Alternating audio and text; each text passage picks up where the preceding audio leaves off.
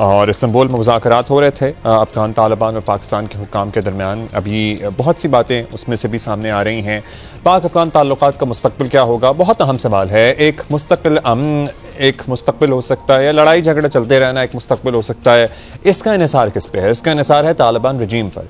Istanbul में होने वाली बातचीत में पाकिस्तानी वफ़द ने अफ़गान तालिबान के वफ़द को हतमी मौक़िफ़ पेश कर दिया। सिक्योरिटी ज़राए के मुताबिक पाकिस्तान ने वाज़ेह कर दिया है कि अफ़गान तालिबान की तरफ से की जाने वाली दहशतगर्दों की सरपरस्ती हमें मंजूर नहीं है।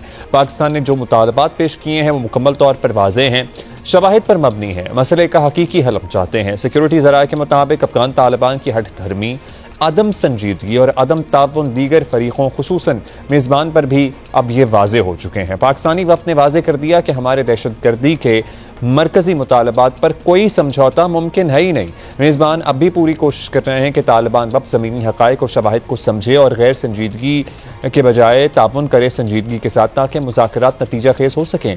पाकिस्तानी वफ़द ने यह भी वाज़ेह किया है कि इसके खात्मे के लिए ठोस और यकीनी इक़दाम करने पड़ेंगे, मतलब दहशतगर्दी के खात्मे के लिए। इसके बरक्स तालिबान के दलाइल गैर मंतकी हैं, इलॉजिकल हैं, ज़मीनी हक़ाइक़ से हटकर हैं, और नज़र ये आ रहा है कि तालिबान किसी और के एजेंडे पर चल रहे हैं। ये एजेंडा पाकिस्तान, अफगानिस्तान और खित्ते के इस्तेहकाम के मफाद में तो नहीं हो सकता। मुज़ाकरात में मज़ीद पेशरफ्त अफगान तालिबान के मुस्बत रवैये पर ही मुनहसर है। इस्तांबुल में पाकिस्तान और अफगान तालिबान रजीम के मुज़ाकरात की मेज़बानी तुर्क इंटेलिजेंस चीफ इब्राहिम कालन कर रहे हैं। वज़ीर दिफा ख्वाजा आसिफ ने हफ्ते को खुलकर बताया कि अफगानिस्तान की सरजमीन पाकिस्तान के खिलाफ दहशतगर्दी में इस्तेमाल होना बंद ना हुई तो फिर खुली जंग।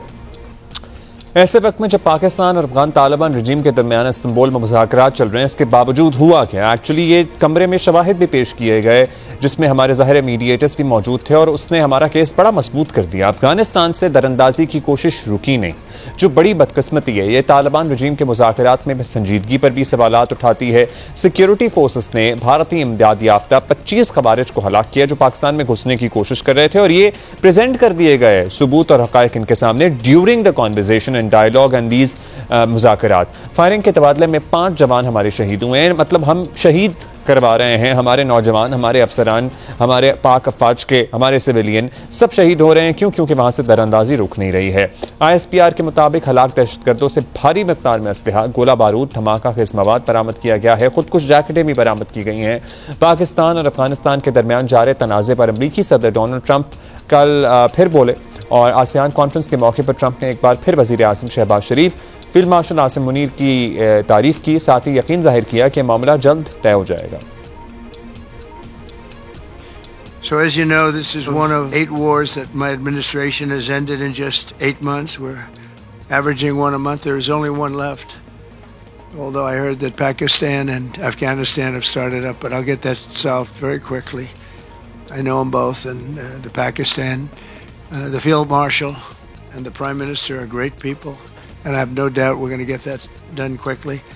That one started up a few days ago. And I just feel it's something I can do. I do it nicely. I don't need to do it, I guess, but if I can take time and save millions of lives, that's really a great thing. I can't think of anything better to do. But the 8 wars that my administration has ended in just 8 months, there's never been anything like that. Never. There never will be either. Pakistan ने तो बहुत खुलकर बता दिया है कि अमन का रास्ता क्या है। अब तालिबान रजीम को फैसला करना है कि वो अपने हमसाया बरादर मुल्क के साथ वाकई अमन और भाईचारे के साथ रहना चाहते हैं या नहीं रहना चाहते। पाकिस्तान ने गेंद अफगानिस्तान के कोर्ट में डाल दी है। होपफुली वो समझदारी का, सूझबूझ का मुजाहरा करें, और ये ज़ाहिर है कब तक लड़ते रहना है, कब तक जंग में ही रहना है, कब अपने लोगों की तरक्की, खुशहाली और बहाली के लिए कुछ करना शुरू करना है, या बस बंदूकें उठाए इधर से उधर घूमते रहना है। खैर, इस पर हम बात करते हैं। एजाज चौधरी साहब हमारे साथ मौजूद हैं, साबिक सेक्रेटरी खारजा। बहुत शुक्रिया आपका चौधरी साहब। चौधरी साहब, पाकिस्तान अफगानिस्तान के दरमियान तनाज़ा अब ज़ाहिर है बढ़ी रहा है। पाकिस्तान ने डायलॉग वाली हुज्जत भी कर ली है और अभी भी चल ही रहा है मामला, कोशिश भी कर रहे हैं मीडिएटर्स, लेकिन दरअंदाजी बंद नहीं हो रही है। ताज़ा वाक़या आपके सामने है, ड्यूरिंग द डायलॉग ये हो रहा था। अब तालिबान रजीम हमें लिखकर भी नहीं दे पा रही है, इनफैक्ट देने को तैयार नहीं है कि वो TTP को कंट्रोल करेंगे। वो कहते हैं ज़बानी कलामी हम तय कर लेते हैं। क्या मसला है? क्या उनकी कैपेसिटी नहीं है? क्या उनके कंट्रोल में ही नहीं है ये लोग, या वो किसी और एजेंडे पर चल रहे हैं? जी, मेरा तो यही ख्याल है कि कैपेसिटी का इशू भी है और विल का इशू भी। कैपेसिटी इस तरीके से कि शायद इनको ये यानी वो ये सोचते हैं कि ये इतना अरसा हमारे साथ लड़ते रहे हैं, अब इनके पास असला भी आ गया है और अगर हमने इन पे हाथ डाला तो हमारे साथ जंग शुरू कर देंगे या ISK Islamic State Khorasan province के साथ शामिल हो जाएंगे। तो इस वजह से वो कुछ कैपेसिटी के इश्यूज भी हैं। विल के इश्यूज शायद इस तरह हैं कि ये समझ रहे हैं कि इस तरीके से पाकिस्तान के ऊपर हमारी लेवरेज रहती है और पाकिस्तान हमसे एक लिहाज से मजबूर होगा ताकि हम जो कंसेशंस पाकिस्तान से लेना चाह रहे हैं वो हम लेते रहें। मैं समझता हूँ कि ये एक बड़ी ही मनफी अप्रोच है। उसकी वजह यह कि पाकिस्तान से तो ये पहले ही बहुत सारी कंसेशंस ले रहे हैं जिसमें हमारी बंदरगाहों का इस्तेमाल है और इस तरीके से है कि इधर से जितना ट्रांजिट ट्रेड का सामान आता है पाकिस्तान में डंप हो जाता है, उनमें से कुछ हिस्सा या स्मगल होके वापस आ जाता है। हमारी इंडस्ट्री को, हमारी सनत को, हमारी तजारत को नुकसान पहुंचता है। आज ही का वॉशिंगटन पोस्ट का एक अखबार था, उसमें उसने आर्टिकल लिखा है इसके ऊपर। वो 3 साहब हैं, इनमें से 1-2 पाकिस्तानी हैं और एक और भी हैं। उनकी हेडिंग ये थी कि line drawn by the 19th century Britain strikes Pakistan Taliban tension, Stokes Pakistan Taliban tensions. तो वो ये शायद ये एक रंग दे रहा है अखबार कि जी असल झगड़ा जो है वो ड्यूरल लाइन को बॉर्डर ना मानना है तालिबान की तरफ से, कि बहुत जरूरी है कि अब हम ये तालिबान से पूछे कि जनाब आपका असल मकसद क्या है, आपको भारतीयों ने क्या पट्टी पढ़ाई है और आप क्या करना चाह रहे हैं, ये भी बात आप हमारे साथ करें। बहुत अहम पहलू आपने उजागर किया है। अच्छा एजाज साहब, अमरीकी सदर ट्रंप का ताज़ा बयान भी सामने आ गया है कि अमरीका भी पाक अफगान मामले पे हमें ये तो समझ आ गया कि नज़र रखे हुए खित्ते में अमरीका का दिलचस्पी लेना कोई नई बात तो नहीं है, लेकिन क्या हम इसे समझें, क्या वो खित्ते में वापसी की भी दिलचस्पी रखता है या नहीं?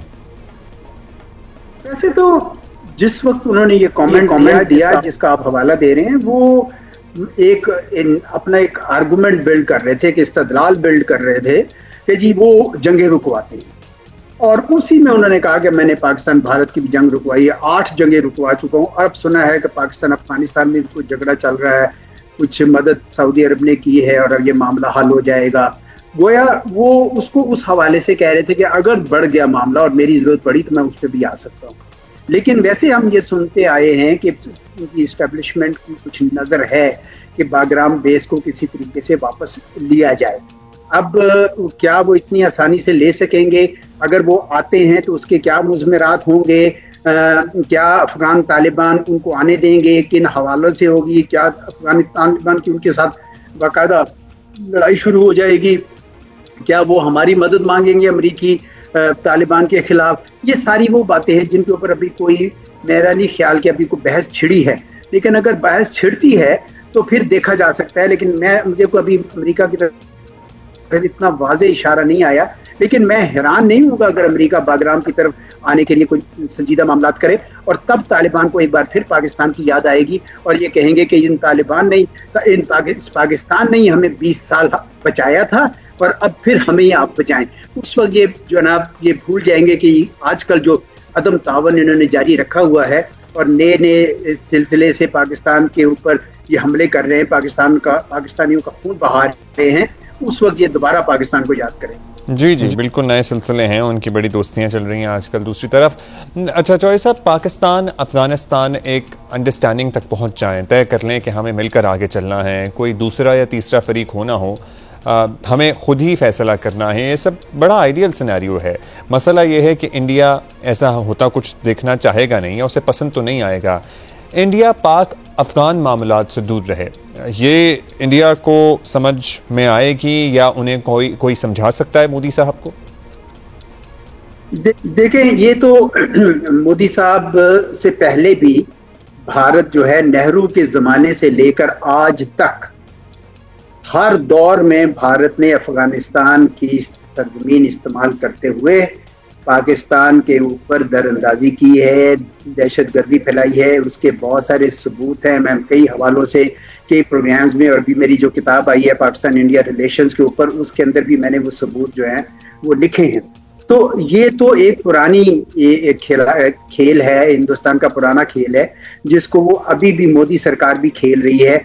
और तालिबान जिसके साथ वो नफरत करते थे, जिसके खिलाफ वो बयान देते नहीं थकते थे, अब उन्होंने उनके साथ हाथ मिला लिया है। और तालिबान को देखे, ये बड़े इस्लाम के दाई बनते हैं, और अब ये भारत के अंदर जो मुसलमानों पे जुल्म हो रहा है, और उसके भी जो है ना हिंदुत्व पॉलिसी के तहत इतने ज्यादा जुल्म बढ़ गए हैं, ये उसको भूल गए हैं उस सारी चीज को, और इन्होंने भी हाथ मिला लिया सिर्फ पाकिस्तान दुश्मनी में।